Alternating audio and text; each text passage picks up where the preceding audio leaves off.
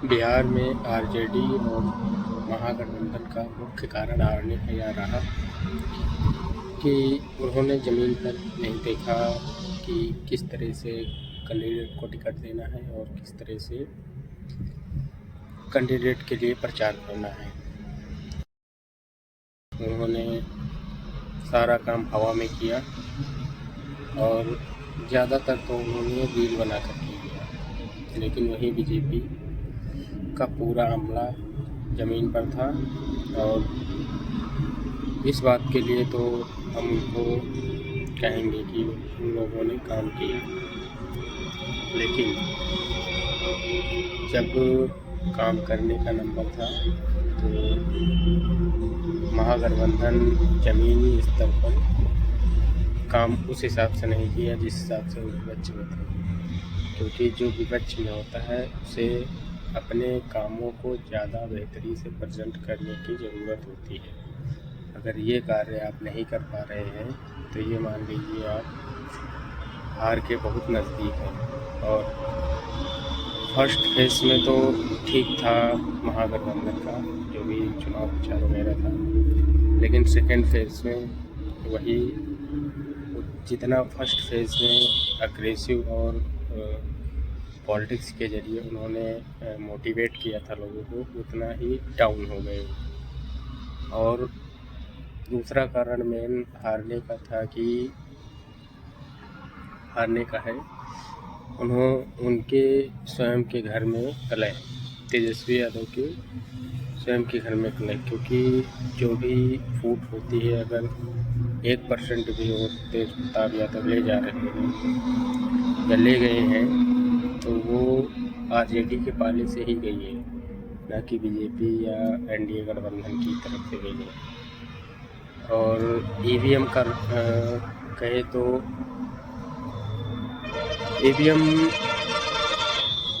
को तो नहीं कह सकते कि ईवीएम के द्वारा से, क्योंकि ऐसी कोई समस्या आई नहीं कि ईवीएम के ज़रिए कुछ धांधली की जाए, तो इन बातों को भी देखना होगा।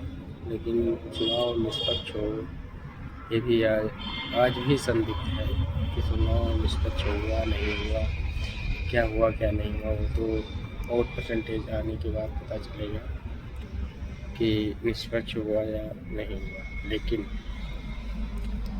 अगर महागठबंधन आरोप लगाता है कि हमारी वोट चोरी हो गई, ये हो गया, तो वो बातें मात्र 50% ही सही मानी जाएगी, क्योंकि उन्होंने उस हिसाब से काम बिहार में नहीं किया।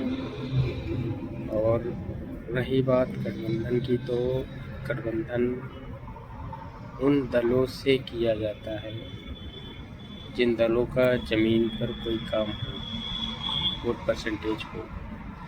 जैसे अगर आपने महागठबंधन बनाया था तो उसमें छोटी छोटी पार्टियों को आपको रखना था, 2 सीट 4 सीट 10 सीट देकर आप उन्हें समझा लेते तो वो वोट परसेंटेज आज आपका बढ़ जाता और आप हो सकता है आज सरकार बना रहे होते।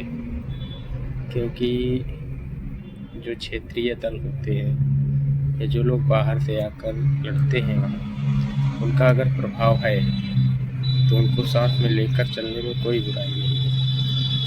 क्योंकि आप विपक्ष में हैं तो विपक्ष में वो भी हैं, तो आपको अगर एक साथ ही रहना है तो एक साथ रहना चाहिए। बाकी लोकतंत्र है, संविधान है, सबको अपना हक है लड़ने के लिए। जितनी हाइप बनाई गई थी चुनाव को लेकर, सब धरातल पर एकदम राख हो गई। हाइप के अनुसार कुछ भी नहीं हुआ। जहाँ पर अभी जब मैं वीडियो शूट कर रहा हूँ, लीडिंग पॉइंट पे अगर दिखा रहा है बीजेपी 208 205 206 200, तो वो लीडिंग पॉइंट आप मान लीजिए जीत के तक ले जाएगी, क्योंकि अब कोई हराने वाला नहीं है। जय भीम, जय भारत, जय मंडल, जय श्री राम। मिलते हैं आपको अगले वीडियो में।